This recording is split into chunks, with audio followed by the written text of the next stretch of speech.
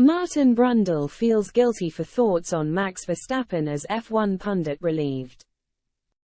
Sky Sports F1 pundit Martin Brundle has admitted he was relieved to see a different victorious driver and constructor to Max Verstappen and Red Bull in Sunday's Australian Grand Prix.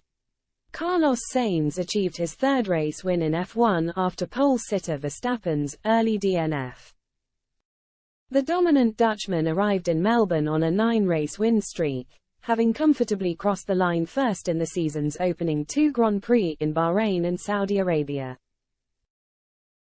But he was passed by Sainz on turn 9 of the second lap before retiring on lap 4 with a mechanical failure, which sparked a fire at the right rear of his vehicle that the Red Bull crew had to extinguish. Sainz, who will lose his seat at Ferrari to Lewis Hamilton at the end of this season, finished ahead of Charles Leclerc in the Scuderia's first 1-2 since the 2022 Bahrain Grand Prix. The Spaniard now trails Verstappen in the Drivers' Championship by just 11 points despite missing the second weekend in Saudi Arabia to undergo surgery for appendicitis. And Brundle heaped praise on him in the aftermath, admitting it was refreshing to see a changed lineup on the podium at Albert Park.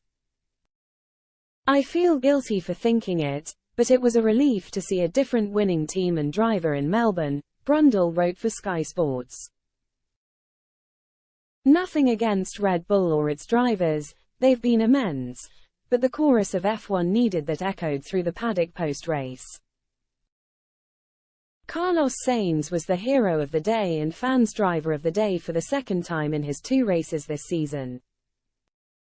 Even when I chatted to him on the grid just before the race, I was perturbed that he still looked fragile and moved more slowly than normal after his surgery for appendicitis.